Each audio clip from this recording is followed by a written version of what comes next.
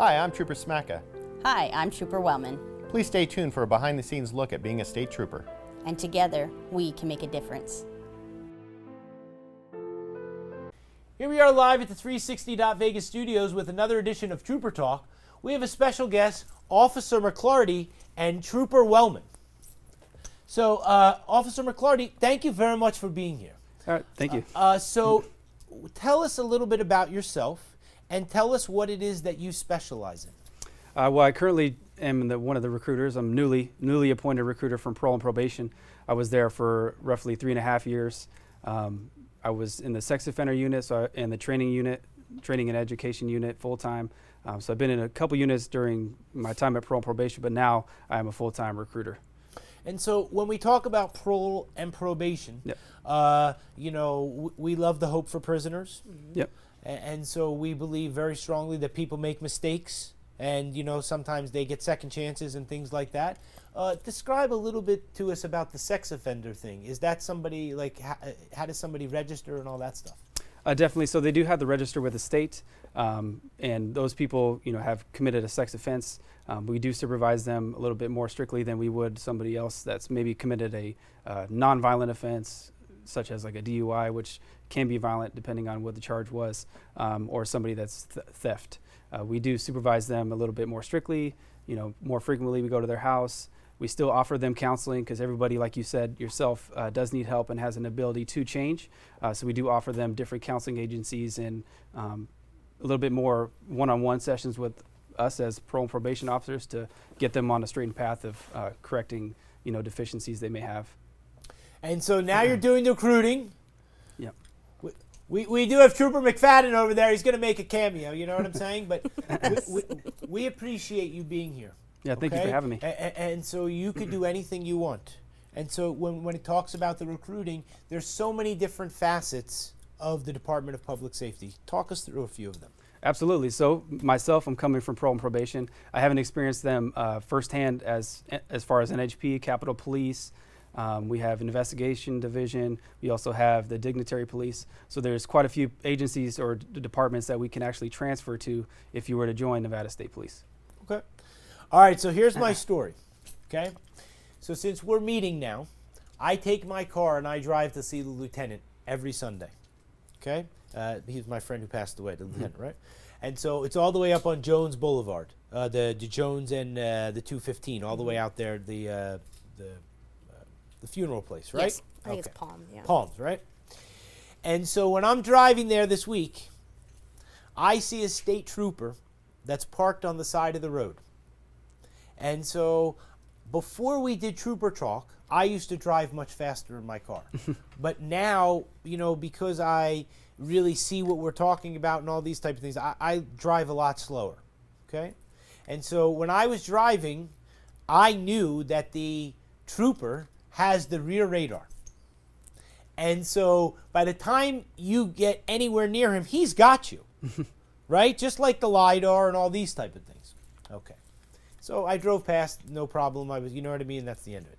Okay, so here's my story. My friend comes over the other day and says, I got pulled over from NHP.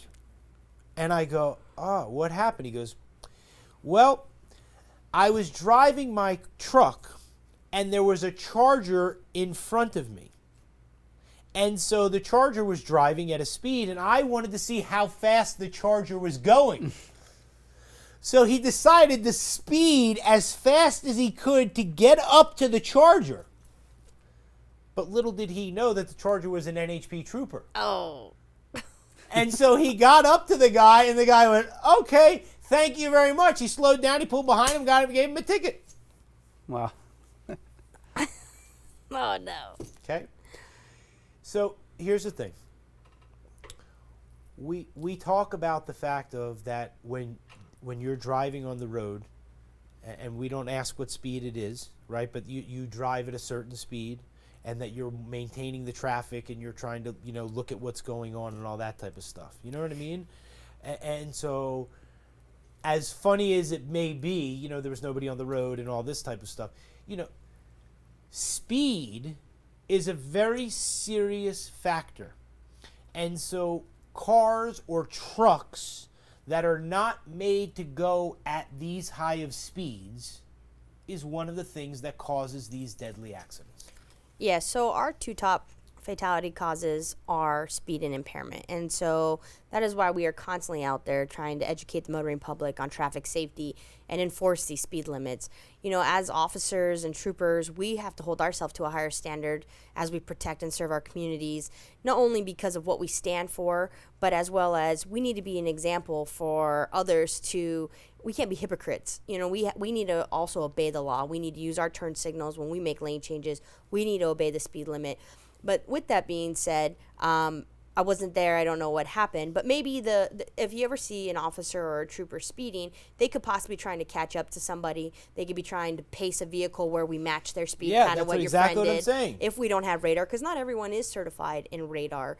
So if they're pacing a vehicle, or maybe they're trying to get up ahead to maybe see if there's debris in the roadway, and maybe it's not fast enough to do lights and siren, but it's still over the speed limit. So we just never know. There's a lot of different factors that can go into why an officer is doing what they're doing. But ultimately, we are taught and we are trained, and when we take our oath, we know that we are held to a higher standard, and we know that we are not above the law, and we are the example for the motoring public. So,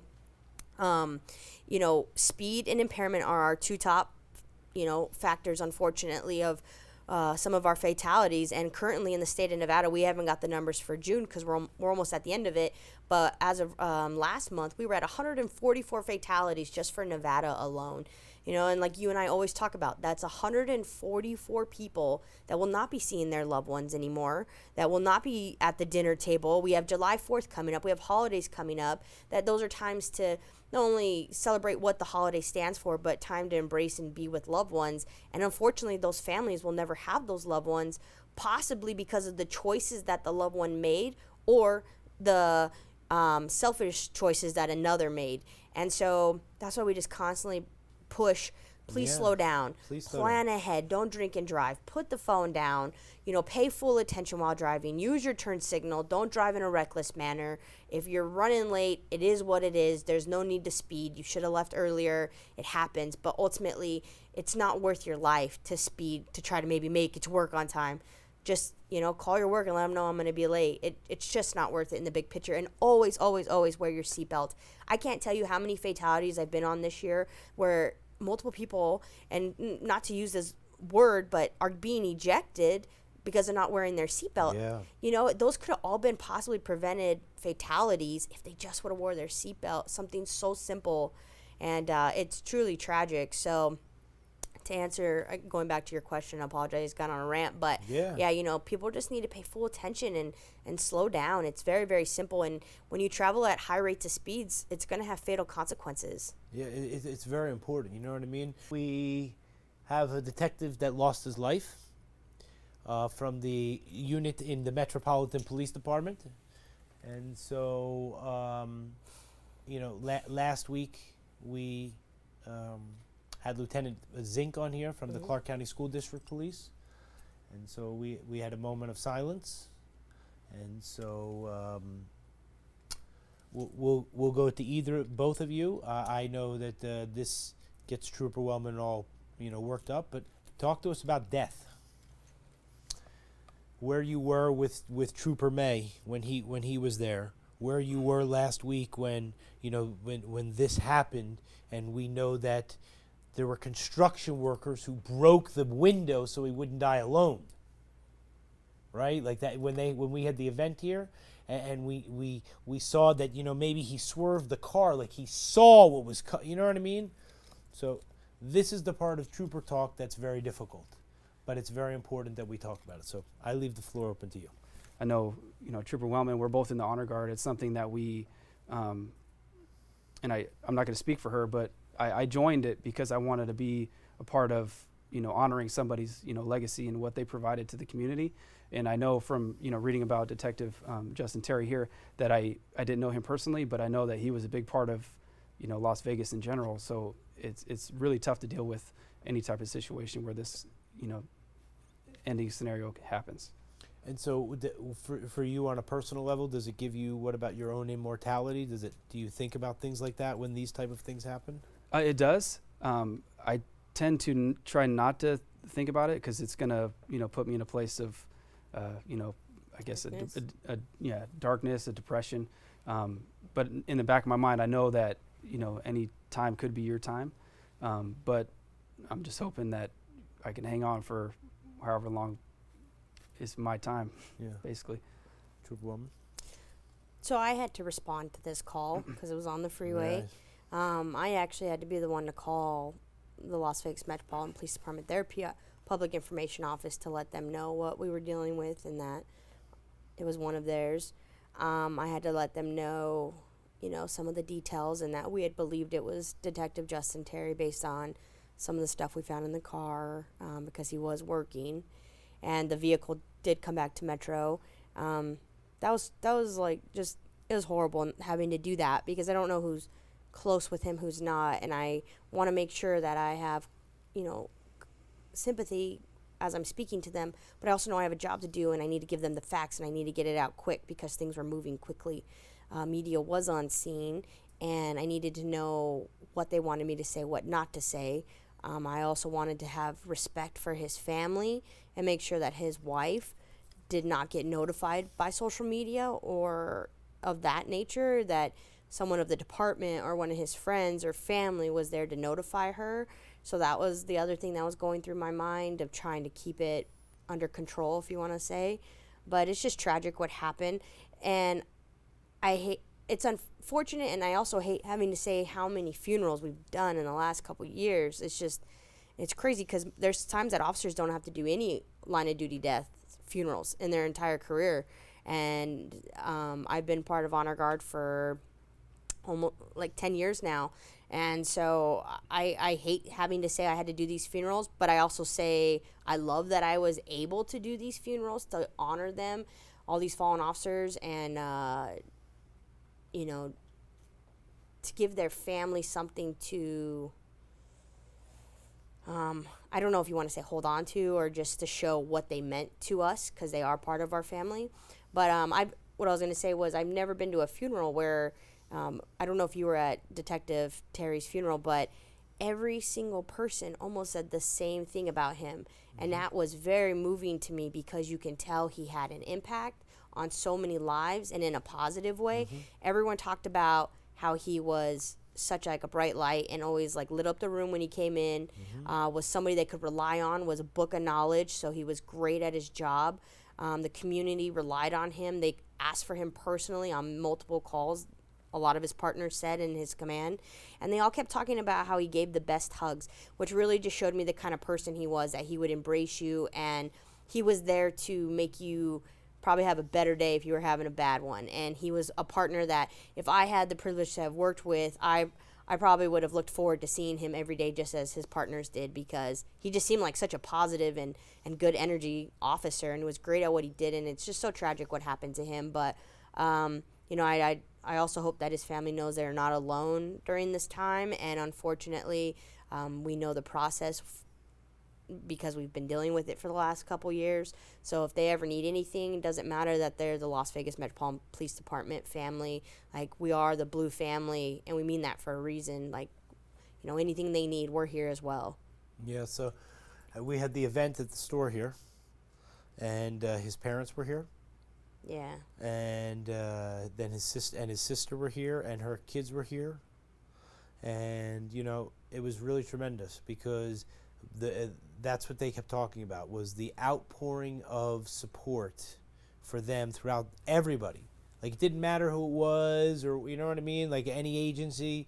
And so this is something that we talk about with all the agencies when we have tragedies and things like this, how everybody sticks together.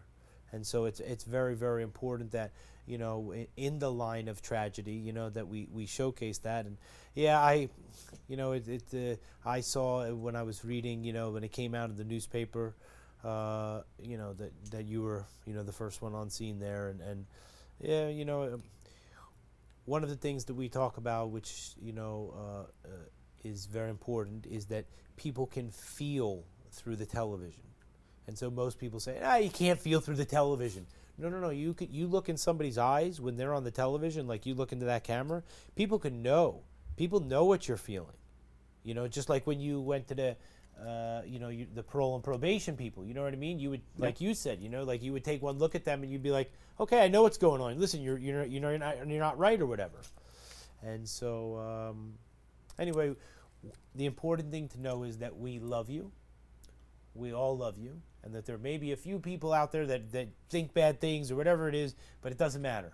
And so we love the law enforcement. We love that we're in a state that is very pro-police, all that stuff. And we extended to the Detective Terry's family and I at the event, and I really felt that they felt that, and so it wasn't something that they just said and they just left and that was the end of it. And so we were very, very thankful for that, but it's a tragedy, and so we're thankful that you're both here. And thank you for everything you did with the IPOF and for his family, because you guys offered them at least some form of comfort by being there for them. So, I mean, we're always in debt to the IPOF for everything you guys have done for us, as well as, or especially you, Neil. Yeah. You put so much energy into these families that are broken from a tragedy, and then it really helps find the beauty in the tragedy. So I think it's important to let you know that we appreciate you and the IPOF as well. Yeah, great, thanks. Host again, you know what I'm saying? No! Yeah. Oh my God, stop. See, everybody's laughing. Oh my gosh. Here's what I'm going to say though, very, very important. I buy all the patches, okay? So when Trooper May, when he passed, I buy all the patches, okay?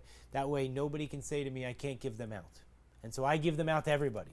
All the troopers got one. When I go to see the lieutenant on Sunday, every Sunday, I put his patches and his coins right at his gravesite so everybody can steal them during the week. Everybody gets excited. You know what I'm saying? And nobody can say anything. And so it's very, very important. You know what I mean? Like that, we want to do everything we can. And so we raised, some good money for them. And I want to give a shout out to Ahern. Because let me tell you something, those Ahern guys, they stepped up to the plate. I paid for the air conditioning things. Yeah, those fans. Those fans, right? So I bought 2, and then the next day I said we need 2 more, and so they came and delivered them. And so the guy comes over and he says, okay, where do you want them? And I go, okay, we'll put them here. And all of a sudden, the manager comes over and he goes, I just want to tell you that everything's comped. And so Don Ahern is a tremendous person who loves the police and is a big supporter and comped everything. And not only that, but he got all the fans working because because it blew my the circuit breakers. So they brought over generators and extension cords. I mean, so it was a great setup with the tents. It was very comfortable. It was very good. It made you want to stay longer because it was hot, and so because you guys made it so comfortable, it was fantastic. Yeah, I thought it was great too. So we're glad that you were there. Me too, and that barbecue was really good. Yeah, it's the barbecue. What's this now? This is the video for Detective Terry, his escort. Ah, yes. So let's watch this.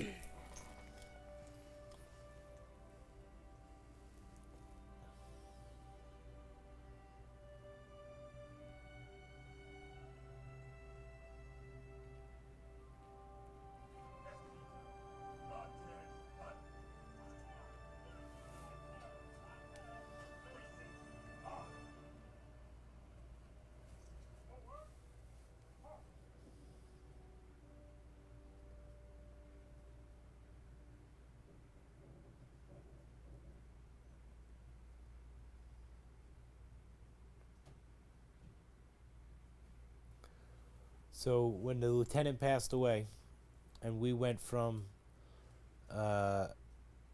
directly from the UMC to the Palm Mortuary, or whatever that the place was. You know what I mean?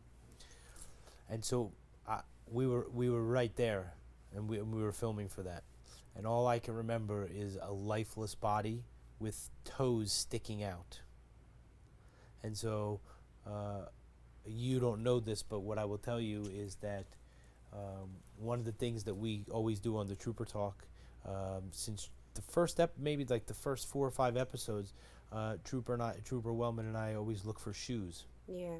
When there's the crash site or something like that, because the shoe represents, somebody's life, who's not coming home for dinner, or who isn't there, and so that's why we have to get these people to slow down.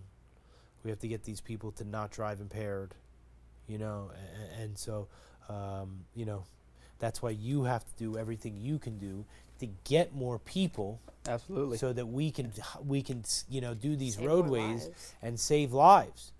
You know what I'm saying? Because, you know, we are all in this together, but, you know, you know, I drive my car, but these people, I mean, they're blowing past me at 140 miles an hour, like nothing, and they don't care. Right. And so, you know, let's do everything you can to do the recruiting. Tell everybody, look into the camera right here. Tell everybody that they need to call you right away. Say, call me right now. You need to call me right now. You can apply at nevadastatepolice.com. As you said, I can impact one person. He's already started driving safe, so you can be that person that's going to drive safe and join us to help other people as well. Yeah. Tell us all about what we have here. I was contacted by the Las Vegas Aces, who are currently our professional WNBA team here in town, and they are first in their division, so they're doing very, very well. Yes. They are hosting a Heroes of the House night on July 6th, where they want to, because they're first in their division, they could possibly be the first professional sports team in our community to bring home a championship. And the Golden Knights didn't do it, and the Raiders haven't done it. So if the Las Vegas Aces pull it off, we get to shut down the strip for them and do a whole parade. So we're really rooting for them. I highly encourage anyone to come out on July 6th. Tickets start at $10. Yeah. You can come on out, have a good family night with your kids, or just come out and support them, starting at $10. And you won't be disappointed, because they definitely are the best. They are amazing, and these women are so hardworking and just want to better our community. And so this was just really important for us to show them support, as well as they showed us support. And it was just a beautiful moment to be a part of. It's fantastic. And so you feel this positive energy, and this is what I talk about when we talk about the Trooper Talk, Yeah, it hit right? me. It hit me. I So- felt it. No, Yeah. and- You and coming to the so- game? yeah, Coming? and so here's what it's very important. You know what I'm saying? Yep. Because this is what is going to bring someone to want to join with you. Absolutely. You know what I mean? Yeah. Because they're going to go, look, you know, because most people think that the police, to be a police officer, right, an officer, Mm-hmm. right, or a trooper or whatever, it's just about the patrolling, or you know what I mean? And so it's not. And so it's about bigger. doing all these community things that, you know, make it so that people know that you're accessible. Yeah. And so one of the reasons that I love to do the events and with the car shows and all this type of stuff is because regular people are able to go up and hang out and talk and do all these things and say, you know, let me ask you something, you know, can I cross the red line here? You know, can I cross a yellow line? You know, like, I just want to give you a hug because, you know, you're doing great. You know, like all those good things. And so that's what we have to do, and that's why we have to get more people to join, right? Absolutely. All right. And we all come from different backgrounds and life experiences, and we all could be similar too. Just a conversation away. Yeah, that's Yeah, what I- makes us Yep. unique, is our diversity. Yeah, We 100%. all, our uniqueness is what makes us so special. Yeah, 100%. You want to tell the camera to join again? Yeah, Yeah, look at the camera down right now, you know what I'm saying? NevadaStatePolice.com. If you want to join our family, we'd welcome you with open arms, and we look forward to talking to you. And you never know who you're going to hang Yeah. out with. Maybe the Las Vegas Aces. You know what I'm Absolutely, saying? yep. All right, so Yep. this is the same event, and these are the lanyards, and so you know it's very important to showcase. Yep. See, we got everyone from the Air Force to the Army to fire to law enforcement. I mean, Neil, it was so awesome. University police is right there. We had park police out there. I had city marshals out there. Every single first responder that makes up our community showed up. It was powerful. I love it. I love it. I love the community coming together and all that type of stuff. It's fantastic. And then that's their mascot, Buckets. So, yeah. And then that's Nikki Fargas, the president of the Las Vegas Aces. Yeah, I mean, like, you know, this is the good stuff. It's the great stuff. Great stuff. You know what I'm saying? Like, this is the really, really great stuff that, you know, that people don't see, right? Because we always have a negative impact on a police officer, or, you know, when Lieutenant Zink was here, you know, he was, you know, talking about how everybody comes up to him, you know, how many quotas, tickets that he has to write every day, and, you know, like all these type of things. And so it's really, really important that we showcase. We never used to show the pictures for the first few trooper talks, but then we decided that, you know, showing the pictures was much better so that people could see, you know, and so that's what we want to see. We want to see this so people join, so people know that they can go out and patrol or do whatever and make a difference, but that there's also this positive energy of the community stuff. Absolutely. You know? Not only putting the uniform on, but you get to spread that positivity you're talking about and Yeah. engaging with people and meeting different individuals inside of our community. Yeah, it's fantastic. Oh, I was just gonna bring that up. All right, so I was supposed to go last week, okay, to the Thursday for the Hope for Prisoners, and then Yep. Friday for the graduation. And Wednesday, the power went off. What happened on Wednesday? Yeah, I think the power went off. Something happened at the store, and so I couldn't go on Thursday because I got so. Oh no, we had the event on Wednesday. Oh yes. That's right. We had the event on Wednesday, and so not a lot of people came because they were very scared. They saw all these police cars around, and they saw the place, and they kept calling. They go, "Oh, is everything okay over there?" You know, you're like, "Yeah, we're doing an event for the detective," and they're like, "Yeah, we'll see you tomorrow." You know what I mean? You're like, "All right, fine," you know. So anyway, so we were very busy, so I didn't get a chance to go over and do the Hope for Prisoners. But here's what we can talk about. The Hope for Prisoners is fantastic, and you know from what you used to do that people deserve a second chance, and people deserve someone that has a conversation with them. And so maybe there's nasty people in the world, fine, you know what I mean? But there's a lot of good people in the world. There's a lot of good people that just didn't have a good upbringing, right? Or things like that you know, not that you know personally on a personal level, but you know from talking to people on Absolutely, a personal yeah. level, right? So talk to us a little bit about that. Absolutely. So with parole and probation, we have a unique job where we get to interact with people that have, you know, a little bit of a criminal background and an opportunity to hopefully get them to where they, you know, get regular jobs, they get an education and able to, you know, fix themselves, if that's the term.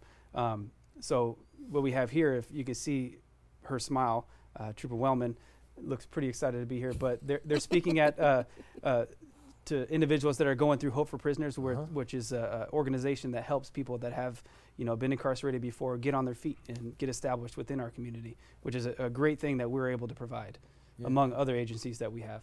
And so the Hope for Prisoners, you know, they have their own wing at the Clark County, the CCSD, you know, that does this, I found out. Oh. And that, you know, if like you want to do this, you know, like you're incarcerated or something, you go and talk to someone apparently, and then they put you into a specialized area, you know, for the Hope for Prisoners. So, so this is you.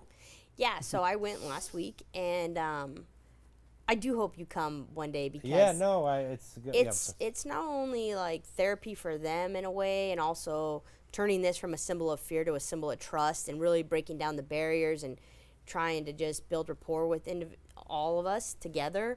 But like, so that's Officer Bryant with her hair down. Then you have Officer Smith, and then you have myself, and Lieutenant Munoz was there, and there was multiple people. But I love this photo because we had just finished speaking with them, and you just leave there with such a high, and you just feel like not only do you feel like you maybe made a difference or had an impact on someone, but they all have an impact on me. I mean, I go around, and one of the first things I say is, what does this mean to you? Like, what do you think when you see this? And a lot of people will say, oh, fear, or that gives you the power to, you know, change my life. Or one gentleman told me that he has respect for law enforcement, and he was brought up with respecting law enforcement, but he was also taught that, you know, if you see a badge or you see law enforcement, like, he can't play with squirt guns outside, and he couldn't play with toy guns outside growing up because of the fear of possibly, you know, things that he was taught. And, you know, it's just a mutual conversation that we all have together. And I listen to them, and they listen to me, and it helps you really walk in each other's shoes and see through each other's perspectives. But right here, Officer Smith, I've never heard her speak before, and hearing her speak last week just, like, moved me. We all have a story, right? We all have different upbringings, and we're all broken in our own way. And one of the things Officer Smith said is that if you, and she was talking to all these individuals, if you are, let's say, drowning in the water where you're at in life right now, you're drowning, she's going to swim out there, and she's going to help you as much as she can and help you get on shore to get on your feet. But if you don't want anything to do with her and you have a negative attitude and you don't want her help and you just keep swimming away, she's going to put her energy into someone else. And she's not going to, you're swimming away. Like, what can she do? So she's going to focus on the people that are still by her and she's going to get them to shore. And I was like, dang, that's a really good analogy just because that's the reality of it. The help is here. The opportunity is here for you to be rehabilitated into society and be successful if you want it. So it's yours for the taking if you want it. But if you don't want it, we can't force anybody to do anything, and it would definitely be a missed opportunity for them. So I love this program. I can't wait for you to come see it firsthand. That's what I'm saying. It's going to move you and change you as an individual. It just so happened that I just couldn't come, but I want to go to the next one. Yep. And when we talk about the probation and parole, you try with everybody, right? But Absolutely, but some people, it's not going to work, right? We make a choice, as they need to make a choice to be better, but we make a choice every day to at least try with everybody. Yeah. So it doesn't matter where they've come from, what they've done. We make a choice to better them, but they have to make a choice in return to actually make a change. Yeah, and I think that's the important thing. And that's what everybody has spoken to me about, the Hope for Prisoners, and we hope with the probation and parole, that people turn that corner, and that, even though for whatever reason maybe they don't want to ask or whatever, that, that they ask for help. When we make ourselves vulnerable in these settings and we talk about our upbringing and we talk about our life experiences and why we wear the badge or why we do what we do, it really helps. Lieutenant Munoz has it. He says it when we walk in there, everybody's like this and they're on guard. And by the end of the talk, everybody's more relaxed and more laughing and talking and willing to open up. And we really break down the barriers on our end and theirs because we have to be vulnerable when we go in there. Humanize the badge, right? Mm-hmm. That's what it's about. It's very important. You know what I mean? Because Yeah. I think that, at the end of the day, we're all brought up to look at a badge and go, oh, when that person has the badge, you know what I mean? Like they're right and you're wrong. And that's why it's so important that when we do any type of events, especially like this, we want to humanize the badge. Yeah. And that's why, we do the car shows and all these things, and there's all just the officers just hanging out drinking a bottle of water, which you never get a chance to see. Go up and talk to them. You know what I mean? Like, they're humans. You know what I'm saying? Like, go up and say, hi, I just wanted to, say hi, thank you very much for what you're doing. What's it like driving your car? You know what I mean? Like, all those things. But yes, it's very, very important. And that's one of the things with the Trooper Talk that I think we're doing. Yeah. You know what I mean? And so that's why we have to just keep continuing. As long as we get more recruits, right? Absolutely. Nevada State Police. Right, there you go. Nevada. See, look at these. He's got an accent on Trooper that one. McFadden, look, he's over there on the foot. He's not even paying attention. You know what I'm saying? Do you see what's going on over here? He was just making sure the website was still working. This is what I'm saying. Unbelievable, Trooper McFadden. No, that's a big part of the Hope for the Prisoners as well. Oh, you want to talk about that? Yeah, come right over. Yeah, come right over here. Come right over here. Yeah, You want middle or Sit right side? by us. Trooper McFadden, thanks for being here. Hey, Yeah. thanks for having me. Look at this. It's very exciting, right? like a Not whole- even mic'd up. You know what I mean? We hope that we get every word. Yeah, see, like you're part of it. Hope for Prisoners. Hope for Prisoners. Let's talk about that. Wonderful program. As a parole and probation officer, we sent many people to that program. It's life-changing. It's impactful. It's insightful. A lot of the probationers get a lot of information and a lot of ways they can change their lives by going to the program. I used to have a particular guy, won't name names. He used to go every week, every Thursday.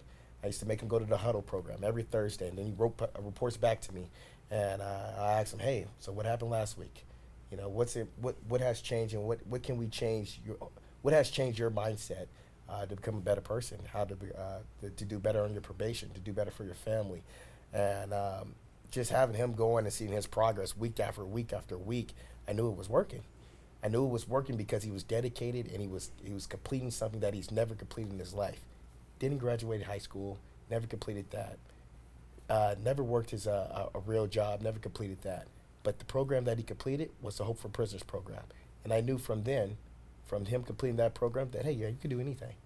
Yeah. You can do anything. And it's very, very important. You know what I mean? And so that's why we want to keep talking about all the success stories and everything, and just keep highlighting so that everybody knows that some people, you know, they make maybe a bad choice, or they make a bad thing in life, you know. And what we found is, you know, a lot of that does come from the upbringing. You know what I mean? Like, from, you know, not everybody had a mother and father, you know, they had this loving family and all that type of stuff. And so, you know, some people had to fend for themselves. And so if we have to do that at a young age, I mean, what do you do? And so, yeah, so it's very important. So we're great, fantastic that you transition, and, you know, just keep up the good work. You know what I'm saying? All right, so we'll give a big wave to everybody, and that's the end. And then we're all finished. See that? Woo!